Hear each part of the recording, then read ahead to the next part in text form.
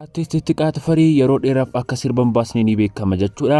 Isa waliin illee wal qabatee artistiin kun sirba haaraa akka baasuu hiduu fi kanaan alatti immoo artistii Galaanaa Gaaromsaa oduun gammachiisaan ni jira jechuudha. 100,000 subscriber waan galeef wanti ajaa'iba isa qunnameera jechuudha. Salleen kan daawwannu ni ta'a. Viidiyoo kana like share gochuun waliin tura. Akkuma beekamu artistii Xiqqaa Tafarii sirba otoo homaa hin gallakkisiin ji'oota hedduu tursiiseera jechuudha. Ji'oota illeen taree waggaa tareera jechuudha. Artistii Xiqqaa Tafariin sirbi inni dhumaaf gallakkisee sirba isaa galma dhugaa jedhuudha. Sirbi isaa kun illee dhageettiif jaallatama guddaa uummata Oromoo biratti argateera jechuudha. Akkuma sirbi isaa gallakkifameen illee guyyaa tokkotti view 200,000 ol argamsiisuun riikardii yeroo sana cabsee ture jechuudha. Artistiin kun dhageettiif jaallatama guddaa sirbi inni itti argate kun illee galma dhugaa kan jedhu kana YouTube channel isaa Xiqqaa Tafarii isuma irratti gallakkisuun qarshii baay'ee akka irraa argate Facebook isaa irratti himee jira jechuudha.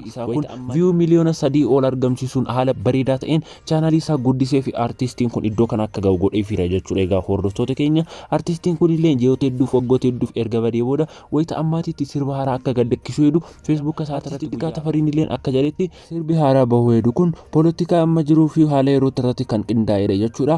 Akka baay'ee jaallattan abdiin qabnaa gumaa uummata Oromooti illee kan dagatamee hafe deebifnee ni kaasna. Ajjecha Amaanu'eel irratti adeemsifame illee kana illee sirba kana keessatti makeen jira akka jaallattan abdii qabna. Yeroo gallakkifamu share gochuun akka na bira dhaabbattan kan koo Xiqqaa Tafarii jedhu kana subscribe gochuun na bira dhaabbadhaa jedhee jira jechuudha. Xiqqaa Tafariin egaa hordoftoota keenya channel Xiqqaa Tafarii kana iddoo description fi comment kana irratti waan argattaniif channel Xiqqaa Tafarii deemtanii subscribe like share gochuun artistoota keenya jajjabeessaa gamanumaan artistiin kun sirbi isaa inni gallakkisu kun miiliyoona akka galuuf viidiyoo kana share gochuun nama biraan gaha. Maaliif yoo jettan viidiyoon kun ennaa nama bira ga'u namoonni baay'een channel Xiqqaa Tafarii seenanii akka subscribe godhan godhu jechuudha. Kanaaf viidiyoo kana like share godha. Egaa hordoftoota keenya kanaan alatti immoo artistiin beekamaaf jaallatamaa kan ta'e Galaanaa Gaaromsaan dhiyeenya kanatti haala ajaa'ibaa jechuudha. Galaanaa Gaaromsaan akkuma beekamu sirba isaa YouTube channeluma isaa Galaanaa Gaaromsaa jedhu irratti sirba isaa akka fe'ee ture ni beekama jechuudha. Galaanaa Gaaromsaan yennaa sirba isaa kana YouTube channel isaa irratti fe'e kanalleen haala gammachiisaa ta'een guyyaa tokkotti sirbi isaa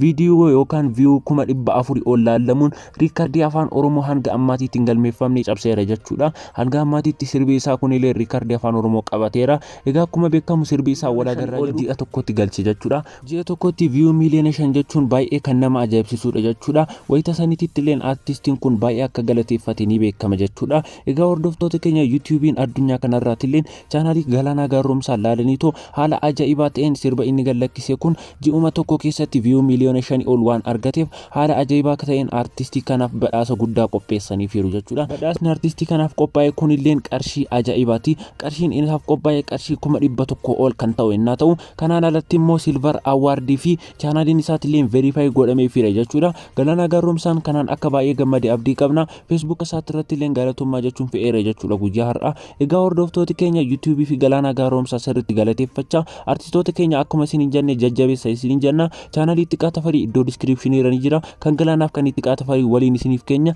channel isaan lamaanuu seentanii subscribe gochuun sirba innaa gallakkisan jajjabeessuun miiliyoona akka galu share gochuun bira dhaabbadha. Viidiyoo tana share godhaa channel keenya Oromoon subscribe goone subscribe gochuun maatii keenya ta'a. Egaa hordoftoota keenya viidiyoon keenya guyyaa irraa kana fakkaata waan hamma xumuraatti nu daawwattaniif galatooma.